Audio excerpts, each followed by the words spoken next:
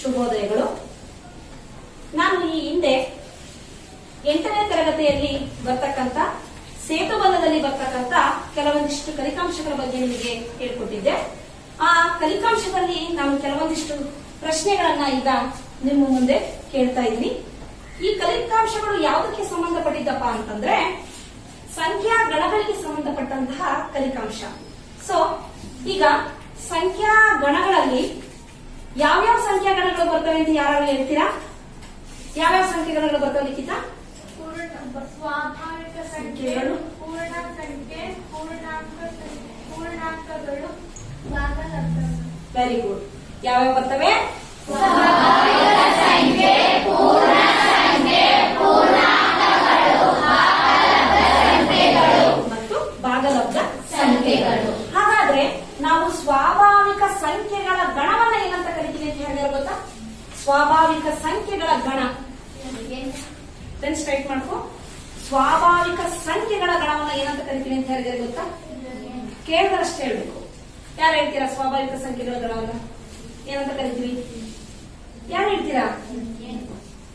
ಕೈ ಎತ್ತಬೇಕು ಅಂತ ಹೇಳ್ತಾ ಇದೀನಿ. ಸ್ವಾಭಾವಿಕ ಸಂಖ್ಯೆಗಳ ಗಣವನ್ನ ಯಾರು ಹೇಳ್ತೀರಾ? ಎನ್. ಸರಿ, ಸ್ವಾಭಾವಿಕ ಸಂಖ್ಯೆಗಳ ಗಣವನ್ನ ಸಿರಂ ಎನ್ ಎಂಬ ಸಂಕೇತದಿಂದ ನಾವು ಸೂಚಿಸ್ತೀವಿ. ಹಾಗಾದ್ರೆ ಪೂರ್ಣ ಸಂಖ್ಯೆಗಳು ಯಾವ್ಯಾವು ಅಂತ ಹೇಳ್ತೀರಾ? ಇದು ಪೂರ್ಣ ಸಂಖ್ಯೆಗಳ ಸಂಕೇತ ಕೇಳ್ತೀನಿ ನಾನು. ಪೂರ್ಣ ಸಂಖ್ಯೆಗಳನ್ನ ಯಾವ್ಯಾವು ಅಂತ ಕರಿತೀವಿ ಅಂತ ಯಾರು ಹೇಳ್ತೀರಾ? ಪೂರ್ಣ ಸಂಖ್ಯೆಗಳು ಹೇಳಪ್ಪ. 0, 1, 2, 3. Very good. ಎಷ್ಟು? 0, 1, 2, 3 ಅಪ್ ಟು ಇನ್ಫಿನಿಟಿ ತನಕ ಹೋಗ್ತದೆ. ಹಾಗಾದ್ರೆ ನಾವೀಗ ಸ್ವಾಭಾವಿಕ ಸಂಖ್ಯೆಗಳ ಬಗ್ಗೆ ನೋಡಿದ್ವಿ. ಪೂರ್ಣ ಸಂಖ್ಯೆಗಳು, ಪೂರ್ಣಾಂಕಗಳು, ನಂತರ ಏನಿಗ ಭಾಗಲಬ್ಧ ಸಂಖ್ಯೆಗಳು. ಸೊ ಸ್ವಾಭಾವಿಕ ಸಂಖ್ಯೆಗಳಿಗೆ 0 ಹಾಕಿದ್ರೆ ಏನಾಗುತ್ತೆ? ಪೂರ್ಣ ಸಂಖ್ಯೆ. ಆ ಪೂರ್ಣ ಸಂಖ್ಯೆಗಳಿಗೆ ಚಿಹ್ನೆ ಹಾಕಿದ್ರೆ ಏನಾಗುತ್ತೆ? ಈ ಮೂರು ಸೇರಿ ಒಟ್ಟಲ್ಲಿ ಯಾವ್ದು ಬರ್ತವೆ? ಹಾಗಾಗಿ ನಾವು ಇಂದು 8ನೇ ತರಗತಿಯಲ್ಲಿ ಘಟಕ 1ರಲ್ಲಿ ಬರ್ತಕ್ಕಂಥ ಭಾಗಲಬ್ಧ ಸಂಖ್ಯೆಗಳ ಬಗ್ಗೆ ನಾವು ಇವತ್ತು ತಿಳಿಯೋಣ. ಯಾವುದು? ಘಟಕ 1ರಲ್ಲಿ ಬರ್ತಕ್ಕಂಥ ಭಾಗಲಬ್ಧ ಸಂಖ್ಯೆಗಳು. ಹಾಗಾದ್ರೆ ಭಾಗಲಬ್ಧ ಸಂಖ್ಯೆಗಳು ಅಂದ್ರೇನು? ಇದಕ್ಕೆ ಯಾವ ಸಿಂಬಲ್ ಉಪಯೋಗಿಸ್ತೀವಿ ಗೊತ್ತಿದೆಯಾ? ಯಾರಿಗಾದ್ರೂ ಭಾಗಲಬ್ಧ ಸಂಖ್ಯೆಗಳನ್ನ ಯಾವ ಸಂಕೇತದಿಂದ ಸೂಚಿಸ್ತೀವಿ? ಯಾವ ಸಂಕೇತದಿಂದ? ಸೊ ಯಾವ ಸಂಖ್ಯೆಯನ್ನ ನಾವು P/Q ರೂಪದಲ್ಲಿ ವ್ಯಕ್ತಪಡಿಸಲು ಸಾಧ್ಯವಿದೆಯೋ ಅದನ್ನು ನಾವು ಏನಂತ ಕರಿತೀವಿ? ಈ ಹಿಂದೆ ನಿಮಗೆ ಸೇತುಬಂಧದಲ್ಲಿ ಮಾಡಿದ್ದಲ್ಲ, ಯಾವ ರೂಪದಲ್ಲಿ ವ್ಯಕ್ತಪಡಿಸಬೇಕು? P/Q ರೂಪದಲ್ಲಿ ವ್ಯಕ್ತಪಡಿಸಬೇಕು. ಇಲ್ಲಿ Q ಏನಾಗಿರ್ಬೇಕು ಅಂತ ಹೇಳ್ಕೊಟ್ಟಿದ್ದೆ? 0 ವೆರಿ ಗುಡ್. ಅದಕ್ಕೆ ಏನಂತ ಕರಿತೀವಿ? Q is not equal to 0. ಏನಾಗಿರಬಾರದು? 0 ಆಗಿರಬಾರದು. ಸೊ Q ಅಂತಕ್ಕಂಥದ್ದು 0 ಆದ್ರೆ ಅದು ಭಾಗಲಬ್ಧ ಸಂಖ್ಯೆ ಆಗ್ಲಿಕ್ಕೆ ಸಾಧ್ಯವಿಲ್ಲ. ನೋಡಿ, ಸ್ವಾಭಾವಿಕ ಸಂಖ್ಯೆ, ಪೂರ್ಣ ಸಂಖ್ಯೆ, ಪೂರ್ಣಾಂಕಗಳು. ಸೊ ಇದಕ್ಕೆ ಧನ ಪೂರ್ಣಾಂಕ ಅಂತ ಕರಿತೀವಿ, ಇದಕ್ಕೆ ಋಣ ಪೂರ್ಣಾಂಕ ಅಂತ ಕರಿತೀವಿ. ಸೊ ಭಾಗಲಬ್ಧ ಸಂಖ್ಯೆಗಳನ್ನ ಯಾವ ಸಂಕೇತದಿಂದ ಸೂಚಿಸ್ತೀವಿ ಅಂತಂದ್ರೆ Q ಅಂತಕ್ಕಂಥ ಸಂಕೇತದಿಂದ ಸೂಚಿಸ್ತೀವಿ. ಯಾವ ಸಂಕೇತ? Q ಅಂತಕ್ಕಂಥ ಸಂಕೇತದಿಂದ ನಾವೇನ್ ಮಾಡ್ತೀವಿ? ಭಾಗಲಬ್ಧ ಸಂಖ್ಯೆಯನ್ನ ಗುರುತಿಸ್ತೀವಿ. ನೋಡ್ಲಿ, ನಾವು ಯಾವ ಪ್ರಕಾರ ಬರೀಬಹುದು? -3/5, 5/7, 0, -10 ಈ ರೀತಿ ಯಾವ ಸಂಖ್ಯೆಯಿಂದಾದ್ರೂ ಕೂಡ ನಾವೇನ್ ಮಾಡಬಹುದು? ಭಾಗಲಬ್ಧ ಸಂಖ್ಯೆಯನ್ನ ಬರೀಬಹುದು. ಸೊ 3/25 ಯಾವುದಾದ್ರೂ ತಗೋಬಹುದು. ಆದ್ರೆ ಏನಾಗಿರ್ಬೇಕು ಇವೆಲ್ಲ? P, Q belongs to Z. ಈ P ಮತ್ತೆ Q ಅಂತಕ್ಕಂಥದ್ದು ಯಾವ್ದ್ರಲ್ಲಿ ಇರಬೇಕು? Z ಅಲ್ಲಿ ಯಾವುದು? ಪೂರ್ಣಾಂಕಗಳು. ಯಾವ್ದ್ರಲ್ಲಿ ಇರಬೇಕು? ಇರಬೇಕು. Q is not equal to 0. ಅರ್ಥ ಆಯ್ತಲ್ಲ? ಭಾಗಲಬ್ಧ ಸಂಖ್ಯೆ ಅಂದ್ರೆ ಸಂಖ್ಯೆಗಳು ಯಾವ ರೂಪದಲ್ಲಿ ಇರಬೇಕು? ರೂಪದಲ್ಲಿ ಇರಬೇಕು. Q ನ ಬೆಲೆ ಏನಾಗಿರಬಾರ್ದು? 0 ಆಗಿರಬಾರದು. ಹಾಗಾಗಿ ಏನಾಗುತ್ತೆ? ಭಾಗಲಬ್ಧ ಸಂಖ್ಯೆ ಆಗುತ್ತೆ. ಸೊ ಈ ನಾವು ನಂತರ ಭಾಗಲಬ್ಧ ಸಂಖ್ಯೆ ಆದ್ಮೇಲೆ ಭಾಗಲಬ್ಧ ಸಂಖ್ಯೆಯ ಗುಣಲಕ್ಷಣಗಳಿಗೆ ಹೋಗೋಣ. ಭಾಗಲಬ್ಧ ಸಂಖ್ಯೆಗಳ ಗುಣಲಕ್ಷಣದಲ್ಲಿ ಮೊದಲೇ ಗುಣಲಕ್ಷಣ ಗುಣಲಕ್ಷಣ ಯಾವುದಪ್ಪ ಅಂದ್ರೆ ಆವೃತ್ತತೆ ಅಂತ ಕರಿತೀವಿ. ಸೊ ಮೊದಲನೇ ಗುಣಲಕ್ಷಣ ಆವೃತ್ತತೆ, ಎರಡನೇ ಗುಣಲಕ್ಷಣ ಪರಿವರ್ತನೀಯತೆ, ಮೂರನೇ ಗುಣಲಕ್ಷಣ ಸಹವರ್ತನೀಯತೆ. ನಂತರ ಬರ್ತಕ್ಕಂತಹ ಒಂದು ಗುಣಲಕ್ಷಣದಲ್ಲಿ ಸೊನ್ನೆಯ ಪಾತ್ರ ಏನು ಅಂತ ತಿಳಿತೀವಿ. ನಂತರ ಬರ್ತಕ್ಕಂತಹ ಗುಣಲಕ್ಷಣದಲ್ಲಿ ಒಂದರ ಪಾತ್ರ ಏನು ಅಂತ ತಿಳಿತೀವಿ. ಇದೆರಡು ಆದ್ಮೇಲೆ ಸೊನ್ನೆಯ ಪಾತ್ರ, ಒಂದರ ಪಾತ್ರ ಅಂದ್ರೆ ಹೃತ್ಕ್ರಮದ ಬಗ್ಗೆ ತಿಳಿತೀವಿ. ಅದಾದ್ಮೇಲೆ ಲಾಸ್ಟ್ಗೆ ವಿಭಾಜಕ ನಿಯಮ ಅಂತ ಹೇಳಿ ಬರುತ್ತೆ. ವಿತರಣಾ ನಿಯಮ ಅಂತಾನೂ ಕೂಡ ಕರಿತೀವಿ. ಭಾಗಲಬ್ಧ ಸಂಖ್ಯೆಗಳ ವಿತರಣಾ ನಿಯಮ. ಇಷ್ಟು ಅಂಶಗಳನ್ನ ಯಾವುದು ಭಾಗಲಬ್ಧ ಸಂಖ್ಯೆಯ ಗುಣಲಕ್ಷಣಗಳಲ್ಲಿ ಇಷ್ಟು ಅಂಶಗಳನ್ನ ನಾವು ಒಂದಾಗಿ ಕಲಿತಾ ಹೋಗ್ತೀವಿ. ಮೊದಲಿಗೆ ಯಾವುದು ಆಮೇಲೆ ಯಾವುದು ಆಮೇಲೆ ಯಾವುದು ಒಂದು, ಆಮೇಲೆ ಹೃತ್ಕ್ರಮ ಅಂತ ಹೇಳ್ಕೊಟ್ಟಿದ್ರೆ ನಾನು ಇನ್ವರ್ಸ್ ಬರೆಯೋದಂಗೆ ಅಂತ ಹೇಳ್ಕೊಡ್ತೀನಿ. ಹೃತ್ಕ್ರಮ ಅದಾದ್ರೆ ಭಾಗಲಬ್ಧ ಸಂಖ್ಯೆಗಳ ವಿತರಣಾ ನಿಯಮ. ಇಷ್ಟು ಗುಣಲಕ್ಷಣಗಳಲ್ಲಿ ನಾವು ಮೊದಲನೇ ಗುಣಲಕ್ಷಣ ಅಂದ್ರೆ ಯಾವ ತಗೋಣ? ಸೊ ಯಾವ ನಿಯಮವನ್ನ ತೆಗೆದುಕೊಳ್ಳೋಣ ನಾವು ಅಂತಂದ್ರೆ ಆವೃತ್ತತೆ ಅಂತಕ್ಕಂತಹ ನಿಯಮವನ್ನ ಮೊದಲಿಗೆ ತೆಗೆದುಕೊಳ್ಳೋಣ. ಯಾವ ನಿಯಮ ತಗೋಣ? ಆವೃತ್ತತೆ.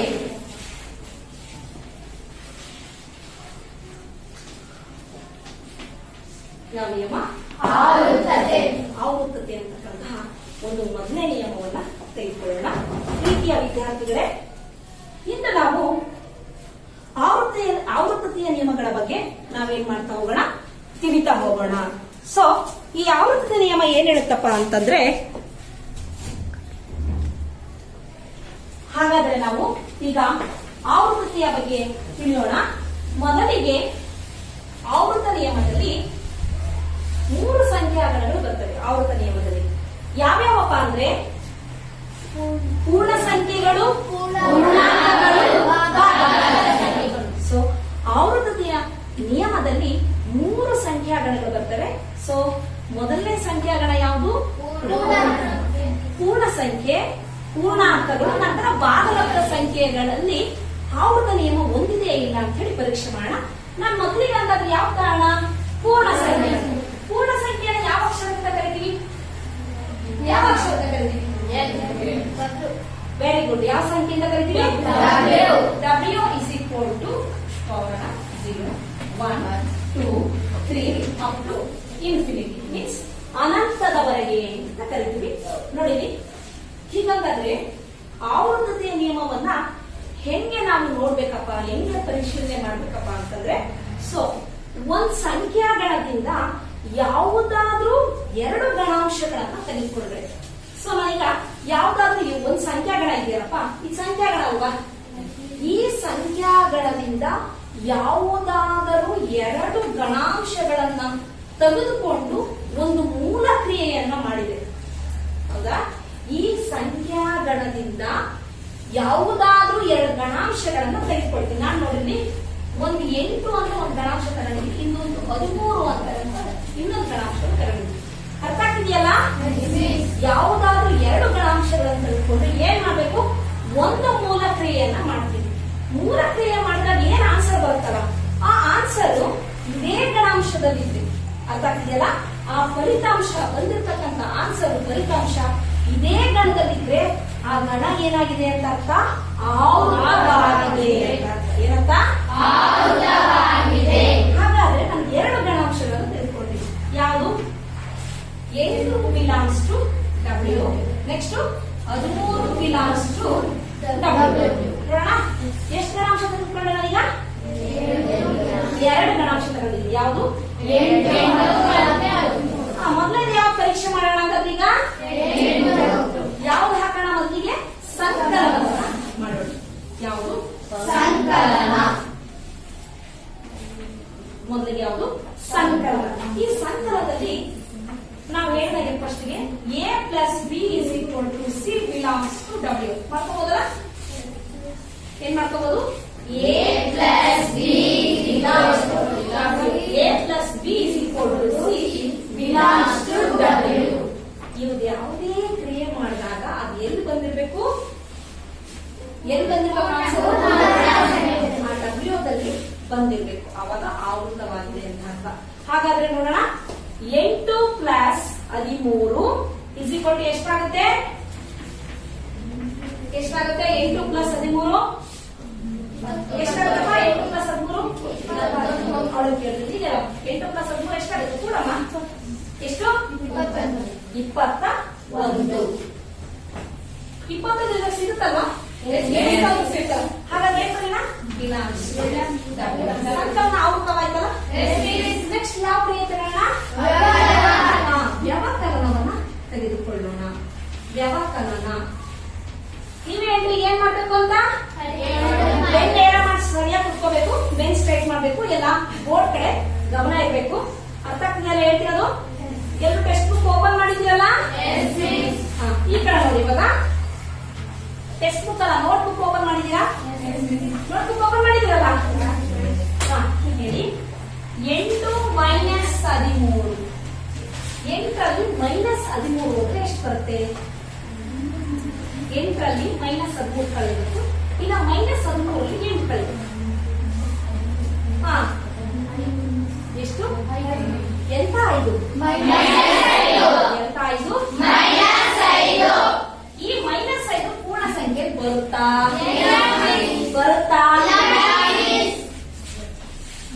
ನಾಟ್ ಈಕ್ವಲ್ ಟು ಸೇರಿಲ್ಲ. ಹಾಗಾದ್ರೆ ಈ ಗಣಾಂಶ ಸೇರಿದೆಯಾ? ಈಗ ಯಾವ್ದಕ್ಕೆ ಹೋಗೋಣ? ಗುಣಾಕಾರಕ್ಕೆ ಬರೋಣ. ಗುಣಾಕಾರದಲ್ಲಿ ಏನ್ ಮಾಡೋಣ ಹೇಳಿ? 13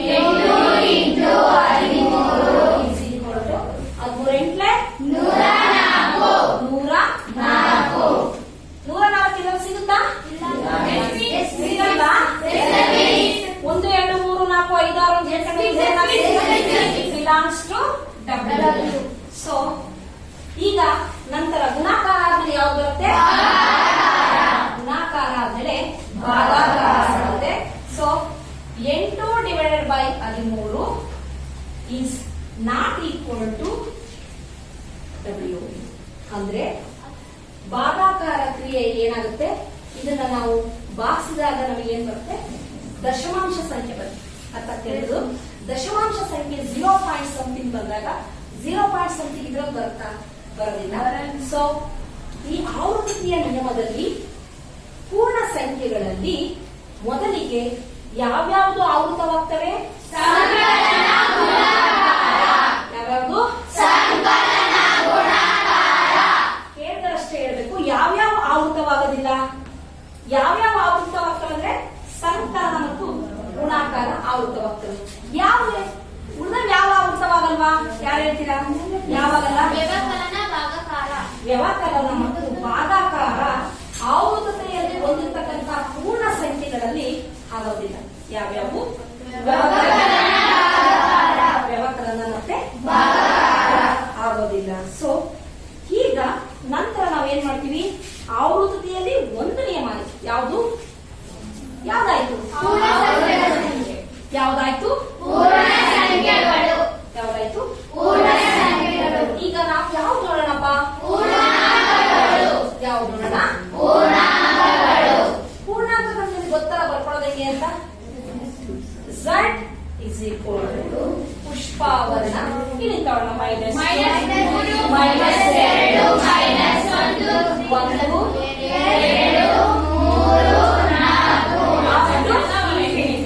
ಅಪ್ ಟು ಇನ್ಫಿನಿಟಿ ಅಂದ್ರೆ ಅನಂತರವರೆಗೆ. ಸೊ ನಾವು ಇದರಲ್ಲೂ ಕೂಡ ಯಾವ್ದನ್ನ ಹಾಕಿ ನೋಡ್ಬೇಕು? ತಾಳೆ ಮಾಡ್ಬೇಕು. ಸಂಕಲನ ಮಾಡಬೇಕು, ವ್ಯವಕಲನ, ಗುಣಾಕಾರ, ಭಾಗಾಕಾರ. ಸೊ ನಾನು ಸಂಕಲನದಲ್ಲಿ ಯಾವ್ದಾದ್ರು 2 ಗಣಾಂಶನ ನಾನು ಯಾವ ತೆಗೆದುಕೊಂಡಿದ್ದೀನಿ ಅಂದ್ರೆ 7. ಯಾವ್ದಾದ್ರು ಈಗ ಮೈನಸ್ ತಗೊಳ್ಳೋಣ. ಏನ್ ಗೊತ್ತಾ? ಇಲ್ಲಿ ಮೈನಸ್ ಇದೆಯಲ್ಲಪ್ಪ, ಬರೀ ಪಾಸಿಟಿವ್ ನಂಬರ್ಸ್ ತಗೊಂಡ್ರು ಆಗುತ್ತೆ. 7 15 ತಗೊಂಡ್ರು ಆಗುತ್ತೆ. ನಾನೇನ್ ಮಾಡ್ತೀನಿ? ಯಾವ ಗಣಾಂಶ ಅಂದ್ರೆ -7 ಮತ್ತೆ 15 ಅಂತಕ್ಕಂಥ 2 ಗಣಾಂಶಗಳನ್ನ ತೆಗೆದುಕೊಳ್ತೀನಿ. ಯಾವ್ಯಾವು? -7 ಮತ್ತೆ 15 ಅಂತಕ್ಕಂಥ ಯಾವ್ದಾದ್ರು 2 ಗಣಾಂಶಗಳನ್ನು ತೆಗೆದುಕೊಳ್ತೀನಿ. ಹಾಗಾದ್ರೆ ಸಂಕಲನದಲ್ಲಿ ಮಾಡೋಣ. ಹೇಳಿ? ದೊಡ್ಡ ಚಿಹ್ನೆ ಯಾವುದು? 15ರಲ್ಲಿ ನೋಡೋದ್ರೆ ಎಷ್ಟು ಬರುತ್ತೆ? ಯಾರು ಹೇಳ್ತೀರಾ? ಕೇಳಿದ್ರೆ ಒಬ್ರು ಹೇಳ್ಬೇಕು. 15ರಲ್ಲಿ 7 ಹೋದ್ರೆ ಎಷ್ಟು? -7 ಹೋದ್ರೆ ಎಷ್ಟು? 15ರಲ್ಲಿ -7 ಹೋದ್ರೆ ಎಷ್ಟು? ಒಬ್ರು ಬಿಲಾಂಗ್ಸ್ ಟು ಡಬ್ಲ್ಯೂ ಆಗ್ಬೋದಾ? 8 ಸಿಗುತ್ತಾ? ನೆಕ್ಸ್ಟ್ ನೀವೇ ಒಂದೊಂದು ಫಾಸ್ಟ್ ಆಗಿ ಹೇಳ್ಕೊಂಡು ಹೋಗ್ಬೇಕು. ಯಾವುದು? ವ್ಯವಕರಣದಲ್ಲಿ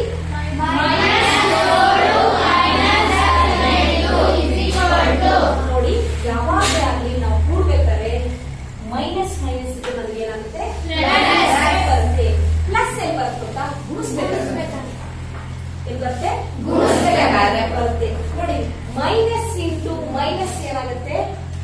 ಪ್ಲಸ್ ಏನಾಗುತ್ತೆ? ಹೇಳಿ. ಆದ್ರೆ ಕೂಡ್ಬೇಕಾದ್ರೆ ಮೈನಸ್ ಏನಾಗುತ್ತೆ? ಆಗುತ್ತೆ. 15 ಮತ್ತೆ 7 ಕೂಡಿದ್ರೆ ಏನಾಗುತ್ತೆ? ಎಷ್ಟು ಬರುತ್ತೆ? 15 ಕೂಡ್ತಾ ಇದ್ವಿ, ಮೈನಸ್ ಇದ್ದಾಗ ಏನ್ ಮಾಡ್ಬೇಕು? ಕನ್ಫ್ಯೂಷನ್ ಮಾಡ್ಕೋಬಾರ್ದು. ಕೂಡ್ತಿದೀವಿ ಅಂದ್ರೆ ನೋಡಿ, 17 -15 -7 ಕೂಡಿದಾಗ ಚಿಹ್ನೆಗಳಲ್ಲಿ ಯಾವುದೇ ರೀತಿಯಾದ ವ್ಯತ್ಯಾಸ ಆಗಲ್ಲ. ಚಿಹ್ನೆ ವ್ಯತ್ಯಾಸ ಆಗದಲ್ಲಿ ಮೈನಸ್ ಇಂಟು ಬಂದಾಗ, ಗುಣಾಕಾರ ಬಂದಾಗ ಚಿಹ್ನೆ ವ್ಯತ್ಯಾಸ ಆಗುತ್ತೆ. ಕೂಡ್ಬೇಕಾದ್ರೆ ಮೈನಸ್ ಇದ್ರೆ ಮೈನಸ್ ಇರುತ್ತೆ. 17 22 belongs to W. Sorry, belongs to Z. ಅರ್ಥ ಆಯ್ತಾ? ಯಾರಾದ್ರೂ ಕಂಡುಹಿಡಿತೀರಾ ಅಂದ್ರೆ ಯಾರು ಕಂಡುಹಿಡಿದಿಲ್ಲ. Belongs to Z. ಸೊ ಈಗ ಯಾವ ಮಾಡೋಣ? ಯಾವ ಮಾಡೋಣ? ಗುಣಾಕಾರ. ಯಾವುದು? ಏನೇನ ಮಾಡ್ಬೇಕು? ಈಗ -7 ಇಂಟು 15. ಈಗ ಚಿಹ್ನೆಗಳ ಗುಣಾಕಾರ ಇದೇನು? ಇದೇನಿದು? ಇದೇನಿದು? Minus into plus. ಏನಾಗುತ್ತೆ? Minus into plus minus. So 15 7 ಎಷ್ಟು ಬರುತ್ತೆ ಹೇಳಿ?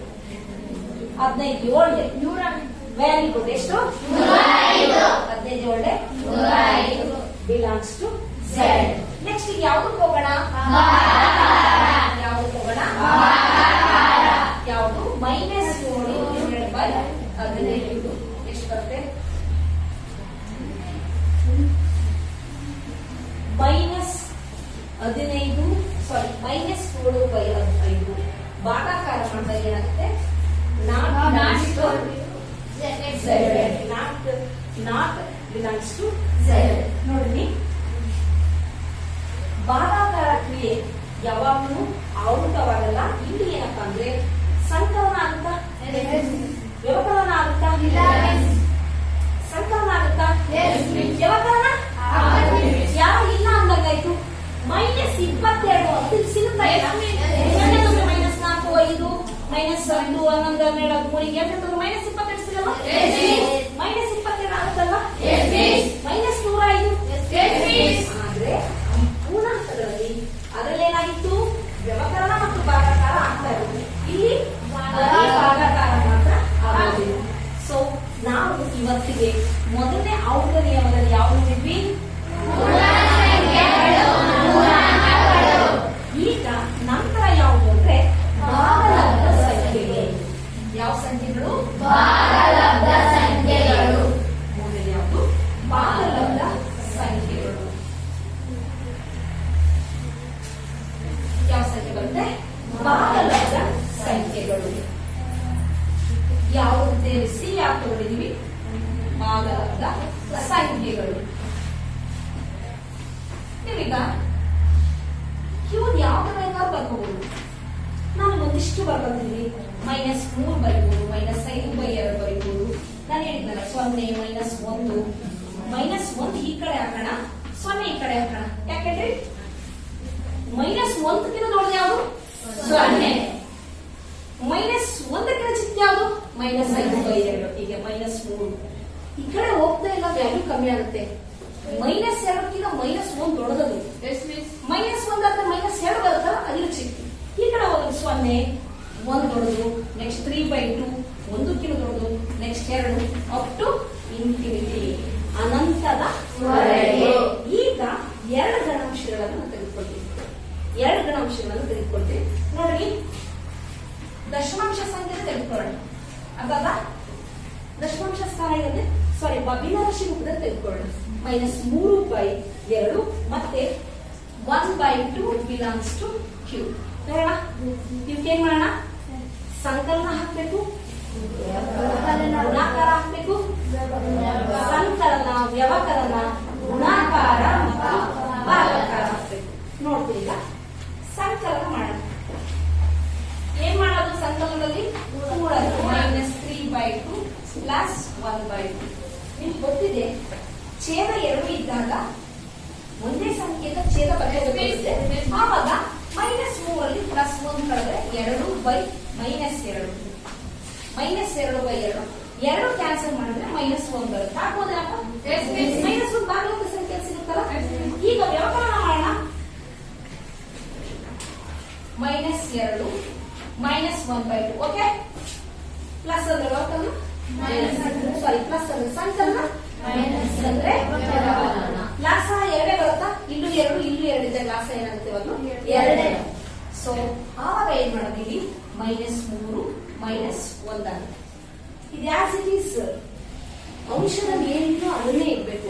ನಾನು ಇವಾಗಲೇ ಹೇಳ್ಕೊಟ್ಟೆ ಏನಪ್ಪ? -3 -1 ಕೂಡಿದ್ರೆ ಎಷ್ಟಾಗುತ್ತೆ? -4. ಅರ್ಥ? ಮತ್ತು ಕಳೆಯ ಪೂಜೆ ಹೋಗೋದಿಲ್ಲ. ಅರ್ಥ? ಮತ್ ಮೈನಸ್ ಇಂಟು ಮೈನಸ್ ಪ್ಲಸ್ ಅಂತ ಅನುವಾಗಿಲ್ಲ. ಇಲ್ಲಿ ಏನಾಗುತ್ತೆ? ಗುಣಾಕಾರ ಚಿಹ್ನೆ ಇರುವುದಿಲ್ಲ. ಸೊ -4/2. 2 ಒಂದ್ಲೆ 2 -2 ಸಿಗುತ್ತಲ್ಲ. ಇನ್ಯಾವ್ದು? 2 ಉಳಿದಲ್ಲ. ಈಗ ಯಾವ್ದು ಮಾಡೋಣ? ಗುಣಾಕಾರ ಮಾಡೋಣ. -3/2 ಇಂಟು 2ನೇ 1 ಇಂಟು 2ನೇ 1 ಉಳಿಸಲ್ವಾ? Minus into plus minus. 3 ಒಂದ್ಲೆ 3, 2 ಎರಡ್ಲೆ 4. ಇನ್ನೊಂದ್ಸಲ ಹೇಳಿ. Minus into plus minus. 3 ಒಂದ್ಲೆ 3, 2 ಎರಡ್ಲೆ 4. Belongs to Z. ಬರ್ಬೋದು -3/4 ಬರ್ಬೋದು. ಈಗ ಲಾಸ್ಟಿಗೆ ಯಾವ ಉಳಿತು? ಭಾಗಾಕಾರ.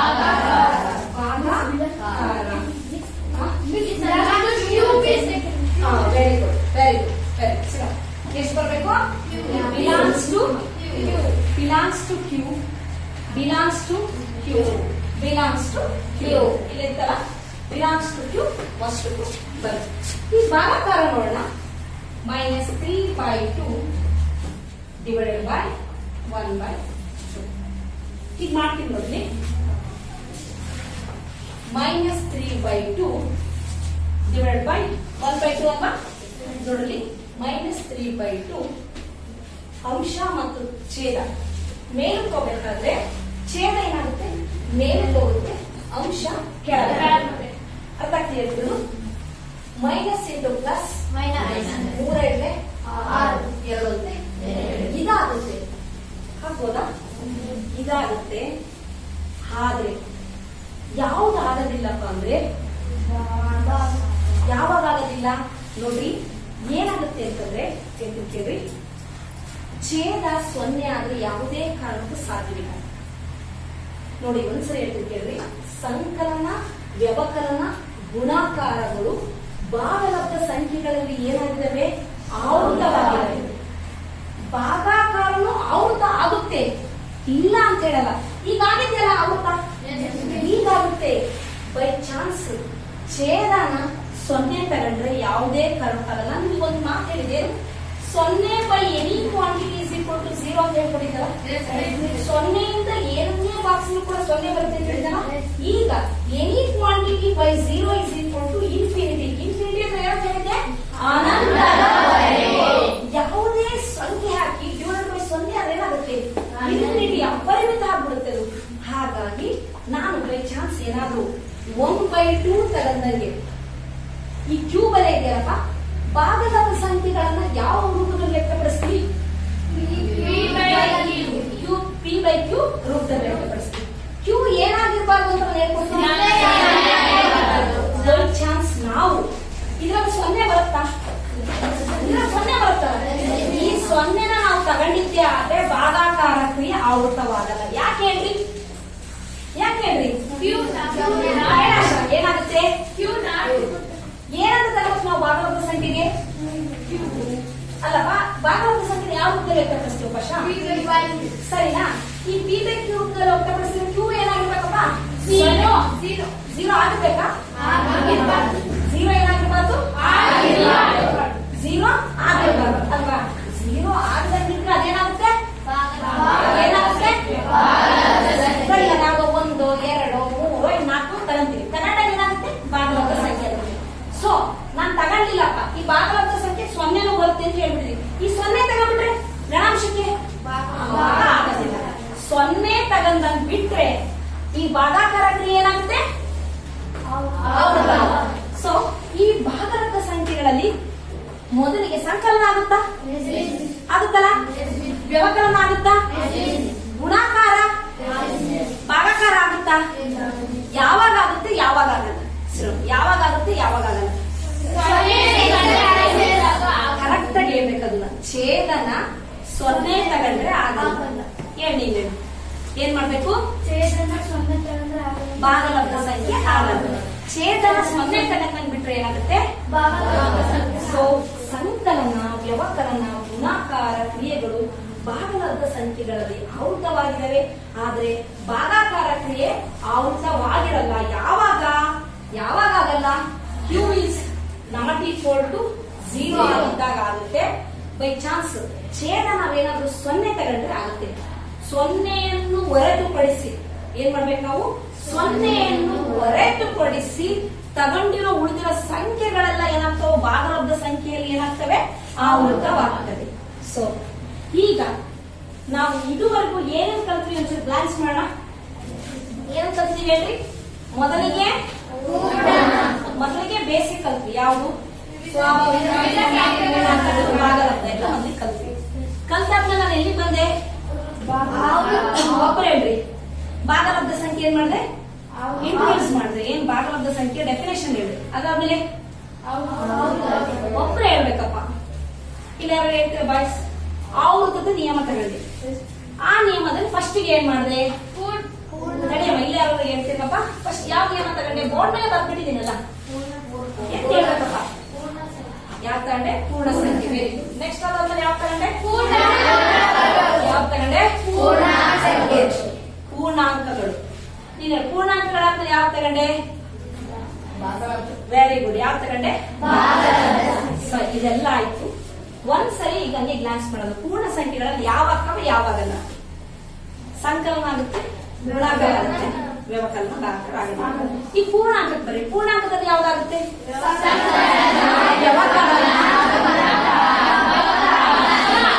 ಭಾಗಲಬ್ಧ ಸಂಖ್ಯೆಗೆ ಬಂದ್ರೆ ಸಂಕಲನ 4 ಆಗ್ಬೋದು. ಆದ್ರೆ ಛೇದನ 0 ತಗೊಂಡಿದೆ. ಛೇದ 0 ತಗೊಂಡ್ರೆ ಭಾಗಾಕಾರ ಕ್ರಿಯೆ ಆವೃತವಾಗಲ್ಲ.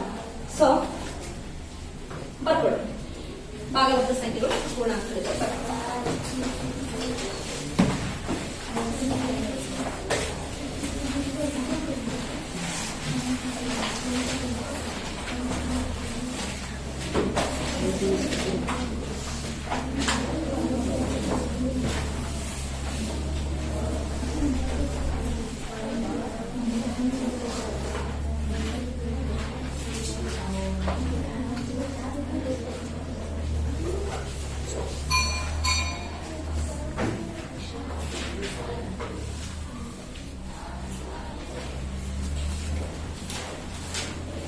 ಆಯ್ತಾ?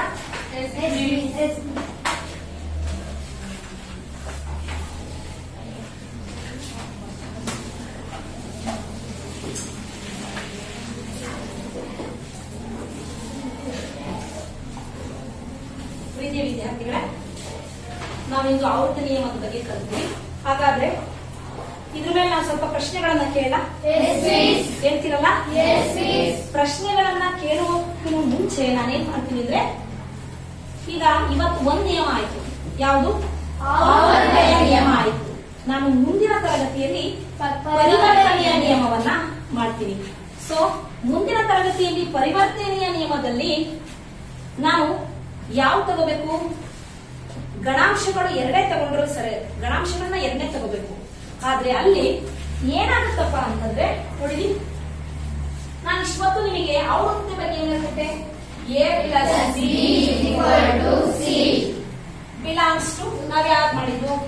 W Z ಮಾಡಿದ್ರೆ Z Q ಮಾಡಿದ್ರೆ Q. ಹಾಗೆ ಈಗ ನಾವು ನೆಕ್ಸ್ಟ್ ತರಗತಿಯಲ್ಲಿ ತೆಗೆದುಕೊಳ್ತಕ್ಕಂಥ ಪರಿವರ್ತನೆಯ ನಿಯಮದಲ್ಲಿ A plus B is equal to B plus A. ಇದನ್ನ ನಾವು ಏನಂತ ಕರಿತೀವಿ ಅಂದ್ರೆ ಸಂಕಲನದ ಪರಿವರ್ತನೆಯಲ್ಲ ಸಂಕಲನದ ಪರಿವರ್ತನೆಯ ನಿಯಮ. Next A into B is equal to B into A. ಗುಣಾಕಾರದ ಪರಿವರ್ತನೆಯ ನಿಯಮ. ಸೊ ಈಗ ಆವೃತ್ತಿ ನಿಯಮ ಆದ ನೆಕ್ಸ್ಟ್ ನಿಯಮ ಯಾವುದು ಅಂದ್ರೆ ಪರಿವರ್ತನೆಯ ನಿಯಮ. ಯಾವ ನಿಯಮ? ಪರಿವರ್ತನೆಯ ನಿಯಮ. ಪರಿವರ್ತನೆಯ ನಿಯಮ.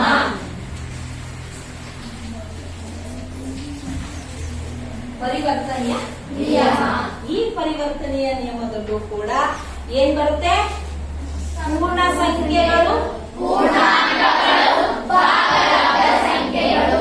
ಸೊ ಫಸ್ಟ್ ಗೆ ನಾವು ಪರಿವರ್ತನೆ ನಿಯಮ ತಗೊಂಡು ಫಸ್ಟ್ ಯಾವ್ದು ಮಾಡ್ಬೇಕು? ಪೂರ್ಣ ಸಂಖ್ಯೆ ತಗೊಂಡು ಅದರಲ್ಲೂ 4 ಹಾಕ್ಬೇಕು. ನಂತರ ಪೂರ್ಣಾಂಕಗಳು ಅಂತ ಅದರಲ್ಲೂ ಸಂಕಲನ, ವ್ಯವಕಲನ, ಗುಣಾಕಾರ, ಭಾಗಾಕಾರ ಹಾಕ್ಬೇಕು.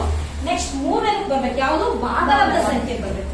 ಭಾಗಲಬ್ಧ ಸಂಖ್ಯೆಯಲ್ಲೂ ಸಂಕಲನ, ವ್ಯವಕಲನ, ಗುಣಾಕಾರ, ಭಾಗಾಕಾರ ಹಾಕಿದ್ಮೇಲೆ ಅದರಲ್ಲಿ 2 ಸ್ಯಾಟಿಸ್ಫ್ಯಾಕ್ಷನ್ ಆಗ್ತವೆ. ಯಾವು? ಸಂಕಲನ ಮತ್ತೆ ಗುಣಾಕಾರ. ಸೊ ಇದನ್ನ ಏನಂತ ಕರಿತೀವಿ? ಸಂಕಲನದ ಪರಿವರ್ತನೀಯ ನಿಯಮ. ಅಂತ ಕರಿತೀವಿ. ಸಂಕಲನದ ಪರಿವರ್ತನೆಯ ನಿಯಮ. ಇದನ್ನೇನಂತ ಕರಿತೀವಿ? ಗುಣಾಕಾರದ ಪರಿವರ್ತನೆಯ ನಿಯಮ. ಗುಣಾಕಾರದ ಪರಿವರ್ತನೆಯ ನಿಯಮ. ಪರಿವರ್ತನೆಯ ನಿಯಮ. ಸೊ ಮುಂದಿನ ತರಗತಿಯಲ್ಲಿ ಇದ್ರ ಬಗ್ಗೆ ನಾವೇನ್ ಮಾಡೋಣ? ಡೀಟೇಲ್ ಆಗಿ ಹೋಗೋಣ. ಆದ್ರೂ ಕೂಡ ಇದಕ್ಕೆ ಸಂಬಂಧಿಸಿದಂತೆಯೂ ಸಹ ಕೆಲವೊಂದು ಪ್ರಶ್ನೆಗಳನ್ನ ನಾವು ಕೇಳೋಣ. ಮೊದಲಿಗೆ ಯಾವ ಪ್ರಶ್ನೆ ಕೇಳಿದ್ನೋ ಅದ್ರ ಜೊತೆಗೆ ಈಗ 5 ನಿಮಿಷದಲ್ಲಿ ಮಾಡಿದ್ದೀನಿ, ಇದನ್ನು ಸಹ ಕೇಳ್ತೀನಿ. ಸೊ ಮೊದಲಿಗೆ ಯಾವುದು ತಗೊಳ್ಳೋಣ ಅಂತಂದ್ರೆ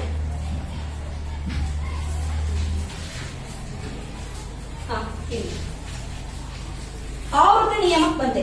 ಕೇಳಿದಷ್ಟೇ ಹೇಳ್ಬೇಕು, ಅರ್ಥ ಆಯ್ತಾ? ಆವೃತ್ತತೆಯ ನಿಯಮದಲ್ಲಿ ಪೂರ್ಣ ಸಂಖ್ಯೆ ಬಂದಿದೆ. ಪೂರ್ಣ ಸಂಖ್ಯೆಗಳಲ್ಲಿ ಡ್ಯಾಶ್ ಮತ್ತು ಡ್ಯಾಶ್ಗಳು ಕ್ರಿಯೆಗಳಲ್ಲಿ ಆವೃತವಾಗಿದೆ. ಡ್ಯಾಶ್ ಯಾವುಗಳು? ಪೂರ್ಣ ಸಂಖ್ಯೆಯಲ್ಲಿ ಡ್ಯಾಶ್ ಮತ್ತು ಡ್ಯಾಶ್ ಕ್ರಿಯೆಗಳಲ್ಲಿ ಆವೃತವಾಗಿದೆ. ಪೂರ್ಣ ಸಂಖ್ಯೆ ಕೈ ಜಾಸ್ತಿ ಬರಲಿಲ್ಲ. ಪೂರ್ಣ ಸಂಖ್ಯೆ ಕೇಳಿದ್ರಲ್ಲ ಅವರು ಯಾವ್ಯಾವ ಗಣಗಳು ಆವೃತವಾಗಿದೆ? ಯಾವ್ದು ಪುಟ? ಸಂಕಲನ, ಗುಣಾಕಾರ. Very good. ಸಂಕಲನ, ಗುಣಾಕಾರ. ನೆಕ್ಸ್ಟ್ ಈಗ ಒಂದು ಬಾಯ್ಸ್ ಹೇಳ್ಬೇಕು. ಇವಾಗ ಪೂರ್ಣಾಂಕಗಳಿಗೆ ಹೋಗೋಣ. ಪೂರ್ಣಾಂಕದಲ್ಲಿ ಯಾವ ಕ್ರಿಯೆಯಲ್ಲಿ ಡ್ಯಾಶ್ ಕ್ರಿಯೆಗಳು, ಡ್ಯಾಶ್ ಮತ್ತು ಡ್ಯಾಶ್ ಕ್ರಿಯೆಗಳಲ್ಲಿ ಆವೃತವಾಗಿದೆ. ಪೂರ್ಣಾಂಕಗಳು ಯಾವುವು?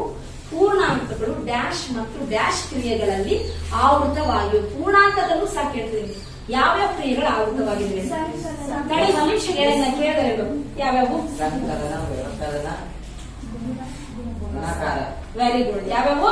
ಸಂಕಲನ, ಆದ್ರೆ ನಾನು ಹೇಳಿದ್ದೇನು ನೋಡೋಣ ಅಂತ 2 ಡ್ಯಾಶ್ ಕೇಳಿದೇನು? ಡ್ಯಾಶ್ ಮತ್ತು ಡ್ಯಾಶ್.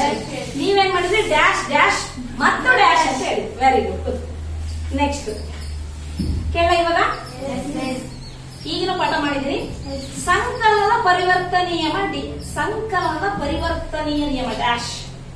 ಸಂಕಲನದ ಪರಿವರ್ತನೀಯ ನಿಯಮ ಇವಾಗ ಪಾಠ ಮಾಡಿದೀನಿ. ಜಸ್ಟ್ 5 ನಿಮಿಷದ ಕೆಳಗೆ ಹೇಳಿದೀನಿ. ಸಂಕಲನದ ಪರಿವರ್ತನೆಯ ನಿಯಮ, ಸಂಕಲನದ ಪರಿವರ್ತನೆಯ ನಿಯಮ.